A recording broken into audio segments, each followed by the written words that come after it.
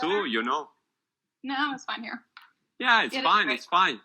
Don't worry. So we can play with a good contrast. My red and some shadow of atmosphere, and your bright and white. It's better. Yeah. You can't see me less that way. Oh, no, it's okay. It's okay. It's perfect. And I can hear you very well, so it's okay. Cool. Yeah, cool. We have to choose the language for this chat. What do you think? I think English is good. Yeah, okay. Yeah. I'll try to reach your level of English, because I know that your English is quite perfect. I noticed it. Yeah, first of all, so congratulations, and sorry for my poor English, but I'll do my best. Yeah. It's great. Yeah, so what about you? A coffee? Why a coffee? Because it's 1 p.m. here. 1 p.m. Okay, Yeah, so amazing. so I have my glass of wine, but actually it's quite far from here. I have to reach my glass of red wine, because here in Italy, it's 7 p.m., 7 o'clock p.m., and so I'm drinking a lot. Okay, so. Wow. So how are you? How's lockdown for you? Yeah, the lockdown, not so bad in a way. Terrible, of course. The first word is terrible, but not so bad. Talking about my job, working a lot with a lot of one-to-one session, doing a lot of webinar and online courses, and so we worked a lot. With my own photo studio, with Daniela, Adele, and other colleagues, in order to change our way of communication, And so we had a lot of material and different photo courses, as you know, ready for the offline session. And in 2 weeks, we tried, and we got it. We tried to change our communication and our way to teach and to share opinion and photos, and so it wasn't so easy, and it actually is not so easy to again, but it's quite interesting, and we got the opportunity with so many people talking about photography on Instagram, on Facebook Live, EG Live, and also this meeting with you is a pleasure for me. And in the normal period, we didn't think about it, and so it's a pleasure for me. I'm really happy. For sure. And I would never had thought about doing Instagram Live before, because it's not really my comfort level, but everybody's doing it, so. Yeah, but why not? We chatted, we talked just a little bit. We wrote some message each other 15 days ago, probably after my EG Live with you see the William Daniels. I just saw the end of it. It popped up on my feed, and I was like, "Oh, what's happening?" Yeah, so I didn't see all of it. Yeah, thank you. Yeah, and what about you, Eléonore? Yeah, I'm curious about you. Where are you, first of all? I know, but yeah. I'm still in Valparaíso, Chile, and actually right now I'm supposed to be in Europe, but all the travel plans got canceled. Yeah, obviously. I can imagine. So I'm just staying put and waiting to see what is going to happen. But of course. Yeah, I was really bummed because exhibitions got canceled or postponed, and I had like a nice spring planned out.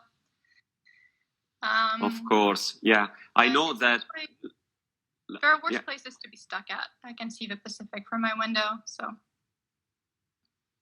that's fine. You're right. And even if you are stuck at home, probably I know that your vision and personal vision is quite interesting, really interesting. And so maybe also at home or maybe on your terrace, since I can notice that you have a beautiful balcony or something outside. Yeah, so it's amazing. This is why it's so bright. Yeah, so what happened is for the first maybe like 2-3 weeks, I didn't shoot at all. I wasn't in the mood, I wasn't inspired, and I guess I kind of froze for a bit. And then I started shooting at home more. However, but still I even did a few self-portraits, which again, I never thought I would do in a lifetime. I see. So, but this is what I have around. Like, I don't have a lot to shoot at home. And I've also started going on more walks in my neighborhood, like shorter walks, and I don't go too far. And that's actually been really good, creatively too, because I get to explore, Valparaiso, it's like all these narrow winding streets and like hidden staircases. And so like, I get to see all that in my neighborhood. Like I discovered streets I didn't know about, I see, of course. Fun. I totally would like to visit Valparaíso. So, it's beautiful. Yeah, as many photographers, I started notice Valparaíso from a beautiful book, Sergio Larraín.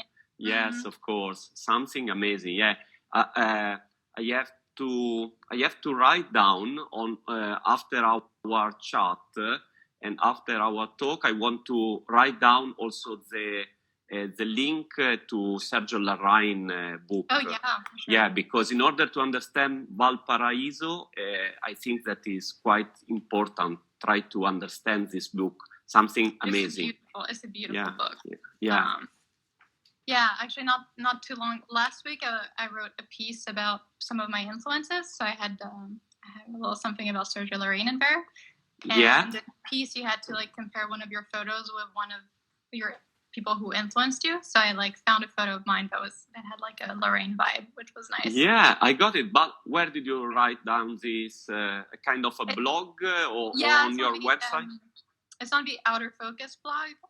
So it's the Outer Focus podcast, and they also have a blog. Okay, maybe later if you want, you can text me something about it, and then I'll put the link under, below the video about. That was interesting because that's the staircase that's really close to where I live. Okay. And, like, I have like a few places in Valparaiso where I've been trying to take a picture for a while and it just never works out. I see. And so this is one of those that I had noticed and I knew like had potential for a photo, but I never got it. And just like a couple weeks ago, like the light was right and there was someone in the frame. Okay. And that's kind of because of lockdown, because I've been staying like so locally. Yeah, so it's something weird, the lockdown, but in a way we can discover something new around us. Yeah, for sure. Yeah. Actually, I had been meaning to ask you something because I've started photographing in color a little bit. Okay. And, like intentionally photographing in color and like seeing things in color and really doing some of that. And this morning I went to your website and I didn't know your black and white work at all. Yeah.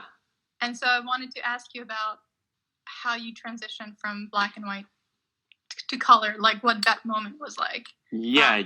Or if you have transitioned, maybe. You're right. I can say that my website is not well updated, but of course, be careful with your cafe. All of us. All of us. You're right. All of us. And this is the first sentence that we. I don't know a single photographer who's happy with their website. Right.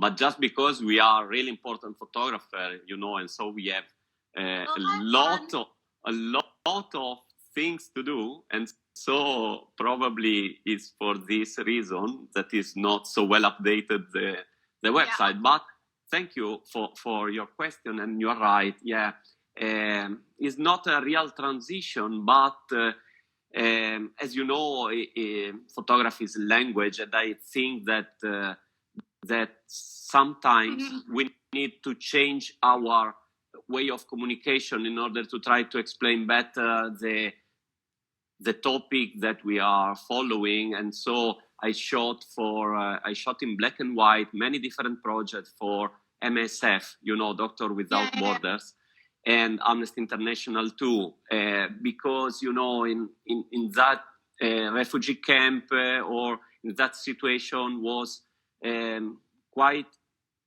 a classic way to try to explain the drama down there, and I tried, to be honest, to shoot in color, but was something weird because I'm a color photographer, I can say, but wasn't so easy, and I noticed immediately that the message was totally wrong in color. Focused my attention probably because of me and my vision, my idea, and not because it's impossible to shoot in color, definitely for sure, but because of me something went wrong in color. Probably I put a lot of attention on the on the atmosphere of the color, and in black and white much more direct the vision and the subject and in a way also, of course, the drama. And in that case, I think that is so important, try to explain immediately the topic, the important topic, and also the drama.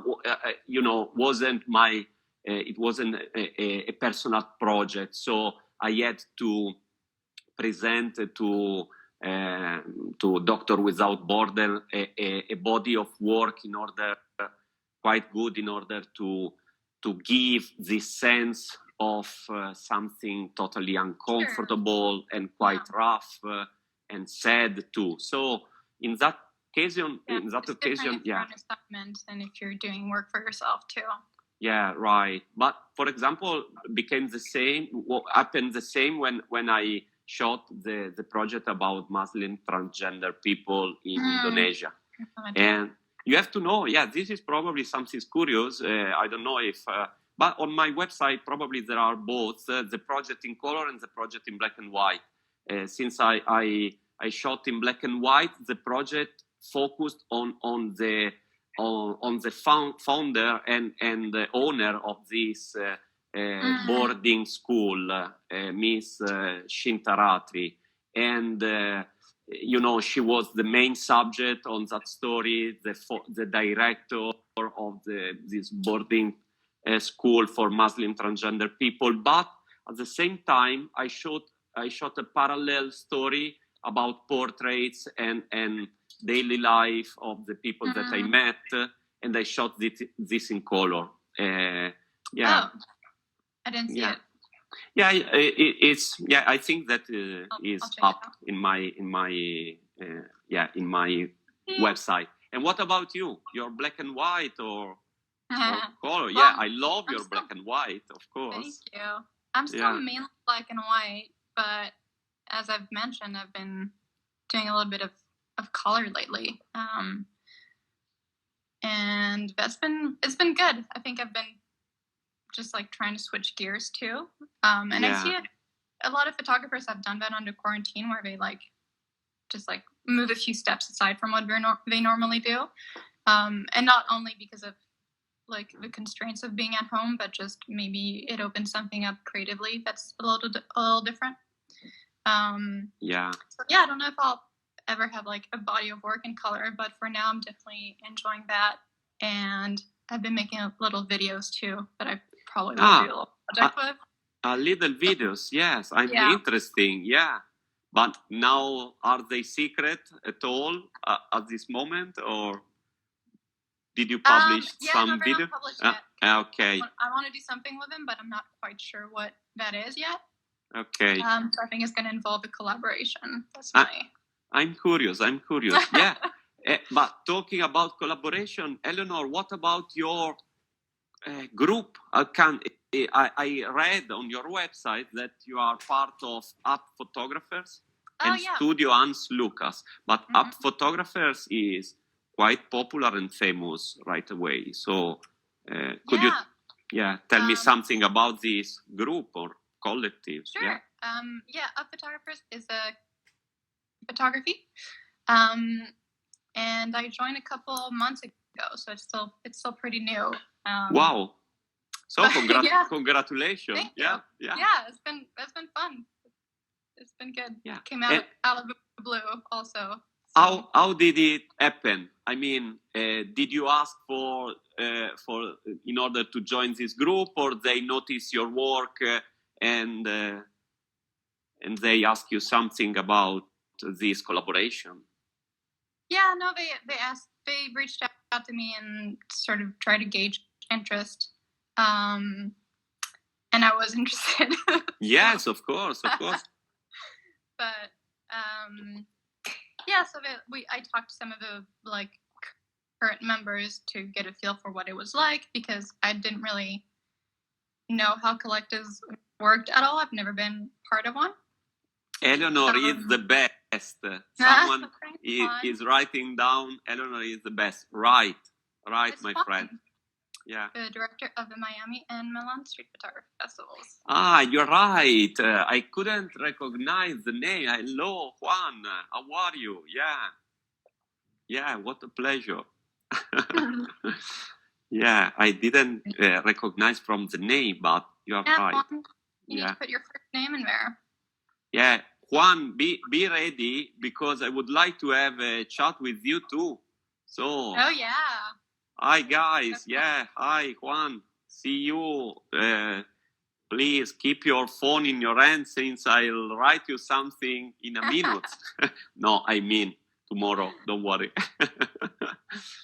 Yeah, because we met because of one year ago, probably, yeah. Yeah, it was around about time last year. Yeah, probably April or May in Milan for Street Photo Milan. And I remember that we had a wonderful session together, me, you and me, and Matt Stewart. Yeah. The Photo Slam was something really interesting, yeah. That was your first time doing that format as well, right? Yeah, my first time, and I enjoyed a lot. So for people listening who don't know what the Photo Slam is, you have 3 judges, and we look at, I can't remember how many it was, like maybe 20 pictures? 20, yeah, something like that. 20 pictures probably. Yeah, you get a picture on the screen and you have to comment on it quickly, pictures that you haven't seen before and you don't know them. And then every judge gives a score from 1 to 5. Yeah. We were really, really strong and hard judges, I remember. Yeah. 2, 3, 1. Oh my God, well, it was funny, but I think was funny, but also something really important for the people, because it was fun, said our friend Juan, because, and probably this format is something probably is unique, and Juan and Miami Street Photo Festival and Milano Street Photo, probably they invented this kind of format. The video is on the Miami Street Photo Festival YouTube channel. Yeah, so. That's true. Yeah, it was a very interesting exercise, and it's difficult because on the one hand, I like to sit with an image a little longer, and we had to be really quick about it. Yeah. But it also kind of forces you to go with your gut feeling about whether you like the image or not, and then you kind of backtrack as to why that is. Yeah. So it was interesting also from a judging perspective, for sure. And the most important things to me was that often we agreed the judgment, I mean the quality of the picture or not. Mm-hmm. But sometimes happen that probably you loved one picture and Matt no, and I was in between, and then vice versa. And this is the power of photography, I think, because, a language that someone said that there are some rules or blah, blah, blah, stuff like that, but aren't rules, no? Right? And what do you think about that? Rules or not? That's something I've been thinking about a lot lately, actually. So in quarantine, I've also spent time going through my archives partially for like other projects. I'm gonna try to make a book. Okay. But it's also been like a way to learn more about my process, because normally I take a picture and like I upload them, I rate them quickly, but then I let them sit for a while usually. I see. And so I've been going back and sort of thinking about how I work also. And I want to go back and look at all my error pictures, and especially the ones, because there are all these rules about photography, like not cropping ahead. And I do that a lot, actually, intentionally. So I like this idea that there are all these rules, but sometimes a picture just works even though it like has all the flaws that you normally shouldn't have, like a cropped feet, a cropped head, or overexposed, underexposed. Yeah, you're right. So I wanna find examples, not just mine, but of other people who are taking pictures in a way that's, as a teacher, you tell your students like, don't crop, don't do this, don't do that. Right, but I wanted all these images that work despite that. Right. Totally agree with you. Often I try as a teacher to explain to my students that there is, of course, some we can say rules or guidelines, not just rules, but guidelines. And of course, I say you can break it. You can break the rules or the guidelines. And often I said, please don't remember me that I told you something about these rules when you notice a picture. Yes, of course. Yeah. Because often happens that they call me, but Fulvio, or wrote me something on Instagram or Facebook. But Fulvio, what do you think about this picture? This is not about the rules that you taught us. And I said, okay, guys, it's about the feeling, not just the rules, but it's not so easy. Photography is much more about feeling and is a kind of sixth sense. Try to understand the street. I love the atmosphere in the street. What do you think? Why are you do you live there? You know the story, right? Okay, more or less, but I'm curious for our friends now or Instagram and maybe later watching at the video, So 3 years ago, 3.5 now maybe, I was living in New York, and I was kind of getting antsy because I had been 7 years in New York, and that's the longest time I've spent anywhere in my life. Because even as a kid, we've moved like every few years. Okay. And so getting really antsy, and I kind of wanted out of New York. And I came to visit Valparaíso. My sister lived in the town next to it, and I never went back. So I just really like. I mean, the city is so inspiring. I mean, you talked about Sergio Lorraine earlier, but there's just so much to photograph here, and I felt like my photography kind of jumped a level here, and I'm not sure why. But I just wanted to stay and keep photographing it, and I learned Spanish on the go as well. Yeah. And so I didn't leave, essentially. Yeah, so, amazing. Yeah, the city here is really, it's just so interesting. The people, right? Yeah. People, atmosphere. And for someone who loves color, you would love it here because the colors are incredible. Yeah, people always ask me why I shoot Valparaíso. No, definitely. I want to visit you and discover Valparaíso with you, and so it's an incredible place, and I'm gonna keep photographing it until I'm tired of it, which I don't know when that will be.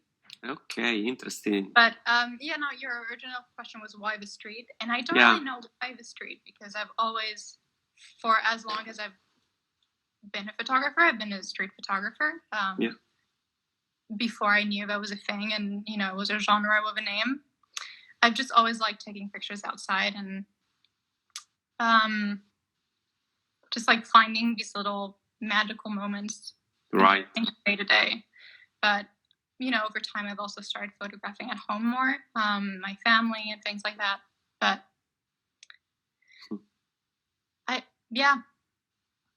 Why do you photograph in the street? You're right. You're right. It is Why? not so easy. Yeah, I think that I love. At the same time, I'm in love. I'm obsessed by the people. In love, and at the same time, I can say that I hate them. The people, generally speaking. So it is a kind of strange relation with the people. But I think that the street is a kind of theater where we can notice free of charge a beautiful show. And so I develop a lot this kind of sixth sense in order to try to become predictive with the people, try to understand how is possible to imagine or to understand a gesture that a man or a lady could do in a while, and so the street is so challenging to me. Try to shoot people, and not just related to the subject, the photography on the street, but it's so important also the background and the colors, the foreground, different layers.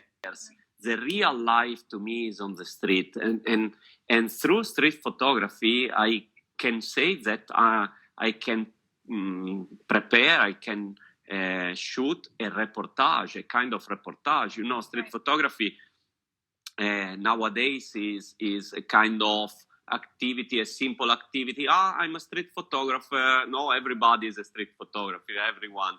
I'm a street photographer, but it's not just you can't too much, because that's giving you students.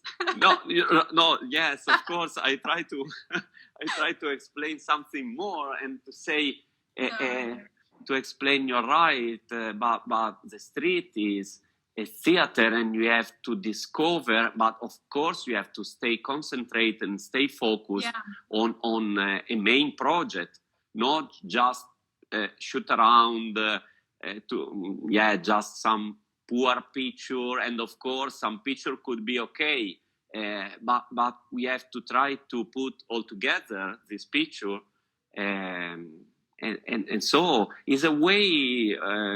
It's a wonderful way in order to organize a good reportage to me through street photography. For example, often I'm in love with the work of Eli Reed. This great is I think it's of Magnum, but for sure is National Geographic photographer, and probably Magnum, Eli Reed.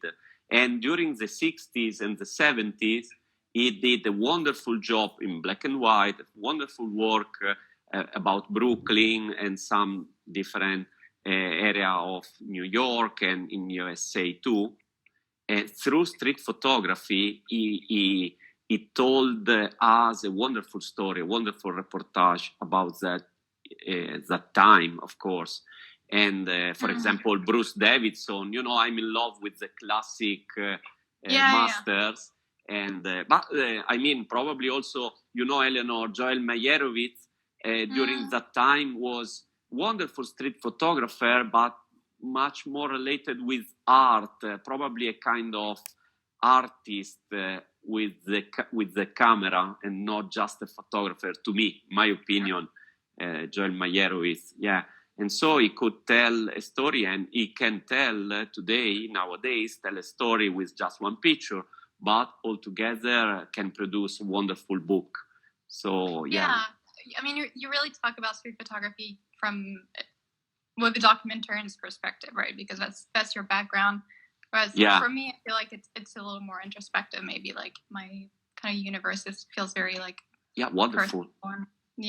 Wonderful, interesting. For me, like it's always been very meditative, street photography. Okay. It's always been a way to be in the world, but also to like be kind of in my own thoughts a little bit. You're right. And I it's think amazing. My work too. You're right. Yeah, and your work reflects your vision, and probably the work can tell something about you. Of course, this is something related with the famous photo style, that we right. so many people ask about the photo style, and often it's just about you, no? Is something related to you. So yeah. I mean, no, but yes, please. Ideally it tells something about what you're photographing and something about you. Like that's best case scenario. Yeah, you're right. No, street photography, yeah, you're right. It's also a personal vision, and I love the magic of the street, colors, atmosphere, the lines and shapes and movement of the people. So yeah, it's a kind of magic. Yeah, you're right. So have you ever done street photography in black and white? Because I don't think so. Probably always street photo. Yeah, probably because photography to me is so complete in my idea in colors, and to me is much more complex. My opinion, my vision, of course.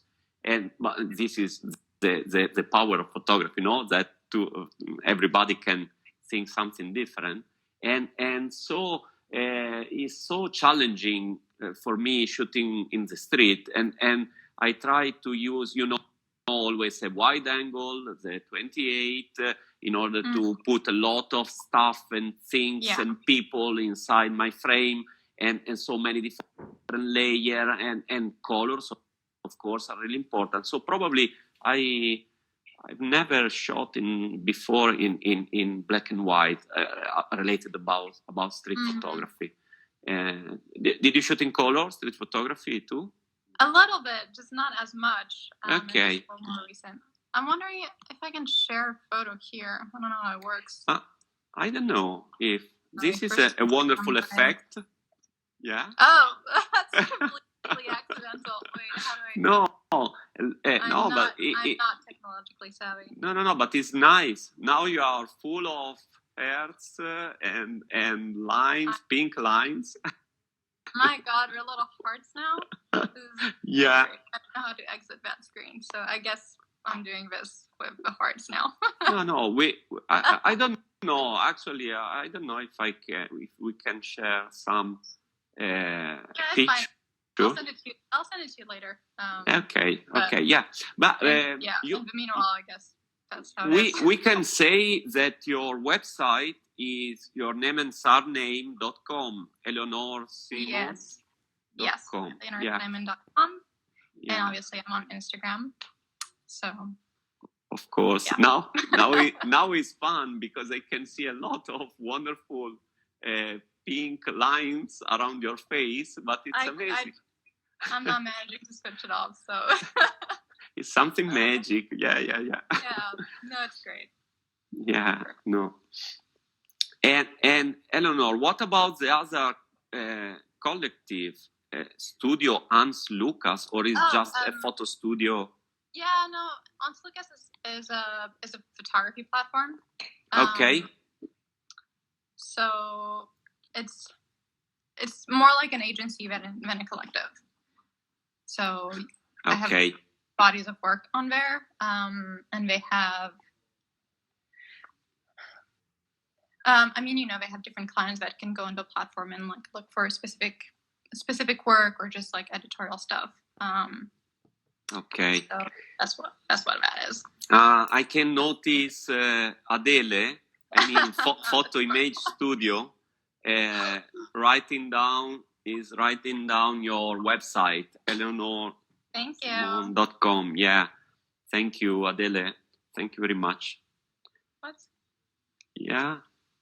I don't know. You are playing with your with your Instagram.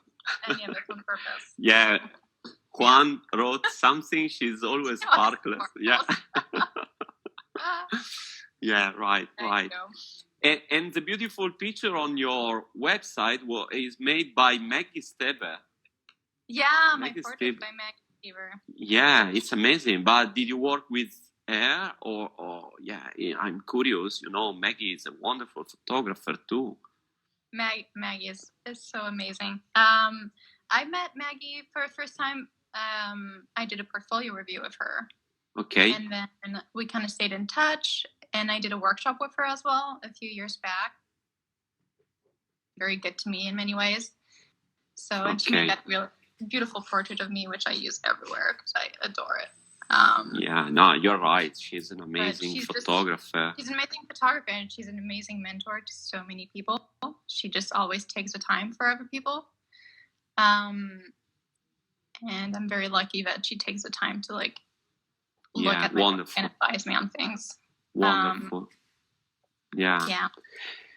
Yes. You know, I'm thinking that I posted a picture of you and me on when we were in Arles last year. Oh yeah. Yeah, it was amazing.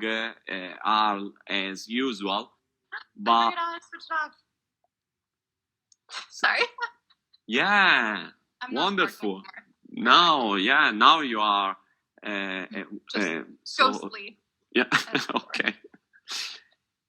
And you know, we enjoyed a lot the time in Arles, a wonderful photo festival. But now, you know, everything is postponed. And so I don't know. It's a pity, but we'll see if the next year we could travel again and meet each other, because it's a wonderful opportunity. I mean, the photo festival, like the festival in Miami or in Milano or wherever, or Arles, of course, is amazing.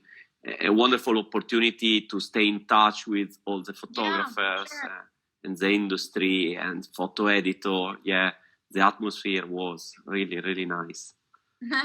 Street Photo Milano 2021 says fun. 2021, yeah. Fun. Well, I'll be there. I would love to.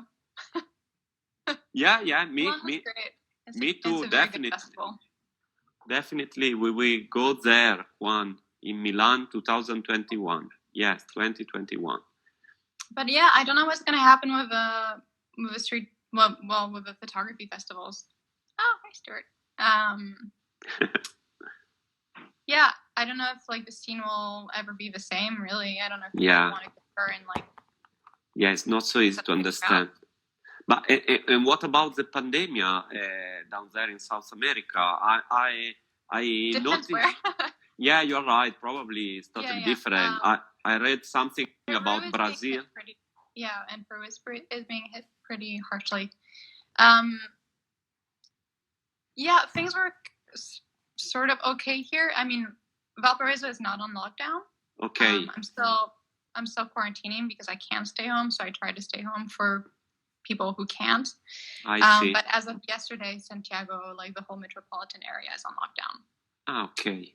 Because it was kind of like steady-ish, but in beginning of May, cases just started rising really quickly. So okay. Foreseeable future. Yeah, interesting. So, but and I can. I'm curious about your daily life in Valparaíso. Do you teach photography down there, or? So the good thing for me is that I was already set up for working remotely. Okay. The one-on-one sessions that you were talking about earlier, I was already doing that because the students that I have like are not Chileans, so I was already set up for remote work in a lot of ways. Okay, wonderful. So that hasn't changed that much for me, to be completely honest, except that I, would like to see friends and family, and I can't. You're right, of course. But yeah, and I've been for the past 3 years. I'm based in Valparaíso, but for about half of a year, or like at least 4 months, I'm just traveling. Of course. And so right now I can't do that. So that's the biggest change. That I was supposed to be in Rome for an exhibition, and then in a festival, and then like go to France, and then go to Japan. Oh my God! Yeah. So obviously all of that is. All of us, yeah, of course. Yeah, I can imagine. I had to travel to Cuba in that period again, 1.5 months down there, and I'm stuck at home, of course. We'll see what's happening. Do you have time to sort of like edit or even just shoot at home? Because I know you're doing a lot of educational stuff, obviously, but You're right. I'm working, yes, of course, a lot of educational stuff with also Cineteca of Bologna, House of Cinema, is an important, really important group of people working on cinema and visual narrative, and so we are working online with this House of Cinema, but exactly, I did, and I'm doing a lot of review of my archive, and before you mentioned something about a book, and so I try to think. In a way, I've never published a book before, but in a way, I didn't know. Nothing serious, I can say. And so I'm waving inside my hard drive and try to discover a fil rouge, because it's not so easy. Definitely, I would like to do something about Cuba, since, as you know, I'm half Cuban and half Italian. I can say now, working so many months and years in Cuba. But we'll see. I'm not so sure, because I would like to have always the best pictures ever. And so I know that I'm changing so much in the last year, and every year something new came, and so it's not so easy to decide when I have to stop and to. Okay, probably you can understand me and my. I relate to that. I mean, obviously, I'm also, not as far along in my career as you are, but hopefully one day I'll get there. But it's, I want to make a book because every photographer wants to make a book, but I also don't want to rush it. So right now I'm just accumulating material, but exhibition catalog for it. But now I also don't know when that exhibition is happening. You're right. But it's not so easy. Yeah, we'll see what's happened. I'm trying to think maybe like smaller artist books, like smaller editions and something like that is feasible. But it's hard to know. It's hard to know when to stop a project for sure. Right. Definitely, really hard. I'm curious about your book, so maybe we can share and we can share the picture or the hard drive, and I can prepare yours, since to me it's much more is easier to edit the picture of another photographer, but with my picture is terrible. I can reach a number of picture, but it's still huge, this number, and so it's not so easy to reach the final edit, and so I'll send you 1,000 of picture of mine, and we'll see. That's gonna keep me busy until the end of quarantine for sure. I had been meaning to ask you about something else, because when we last met, you were telling me about your unschooling project. Yeah, thank you very much. Yeah. Are you in touch? I was very curious, because for like the time we live in right now are very confusing for everyone, but for kids as well, because they don't have a routine of going to school. Of course. And I was wondering if maybe you can tell a bit about the project for people who don't know about it. Thank you. I'm really happy that you remember this project, and I'm keep working on this project, because I'm working with Der Spiegel on this topic, and I traveled with the writer, a wonderful writer, journalist of Der Spiegel in Sicily and in France, and we got a lot of materials, but now the editor is totally focused on of course, the main topic, coronavirus, virus, and so it's not so easy.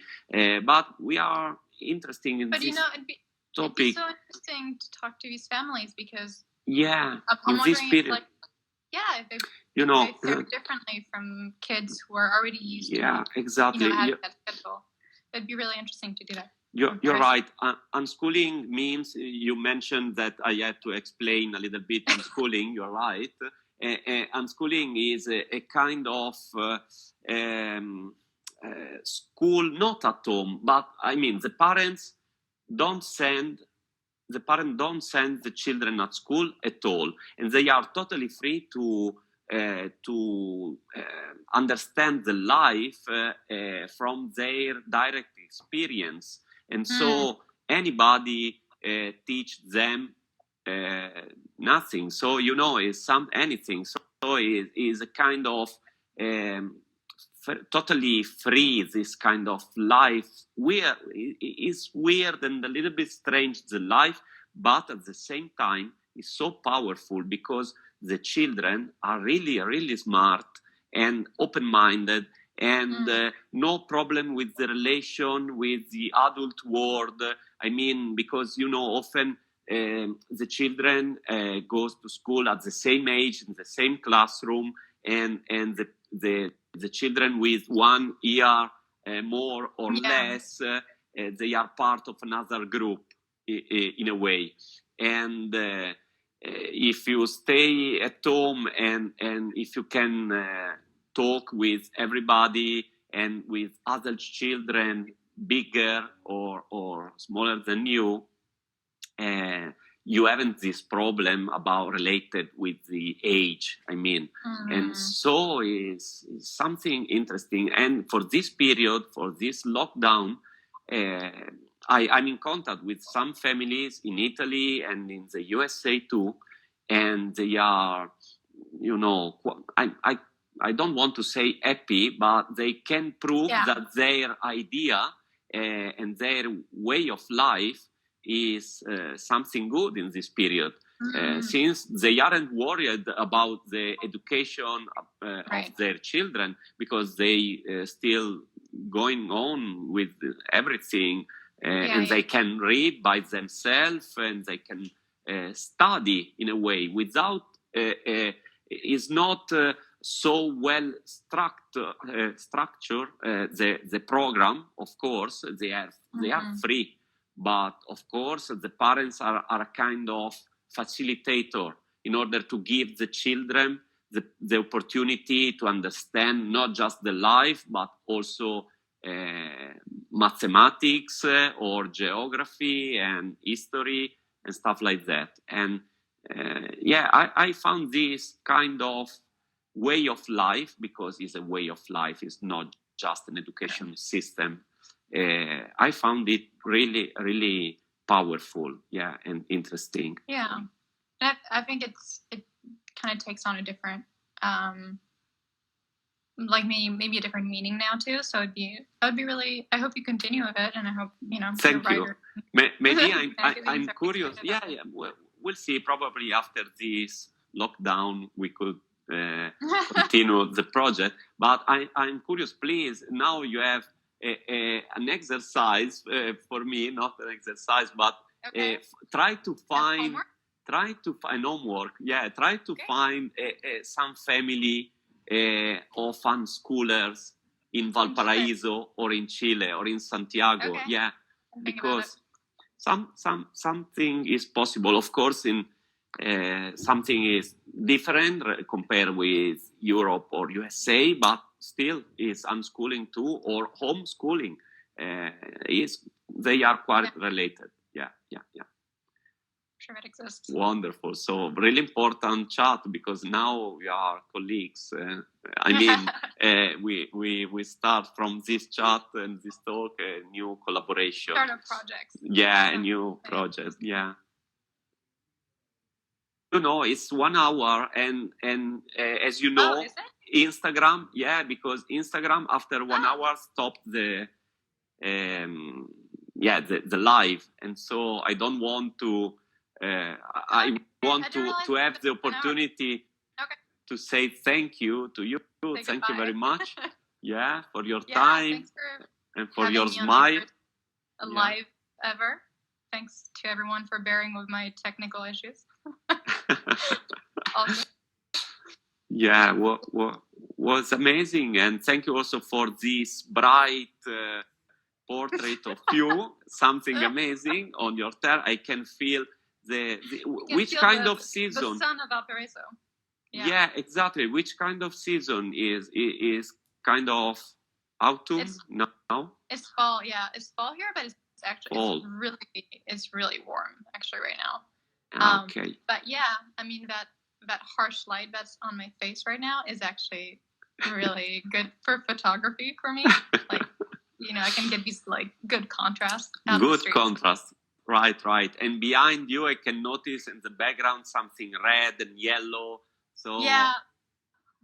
It's amazing. A lot of colors. Yeah. Mm-hmm. So, okay. Really nice. All right. Eléonore. Let's be in touch. I'll send you some of my color photos so you can photo slam. Definitely. And I send you some hard drive of mine so you can help me with the book. Yeah. Sounds good. Sounds good. Thank you very much, Eléonore. Yeah, and thank everyone who joined. Yeah, thank you to everyone.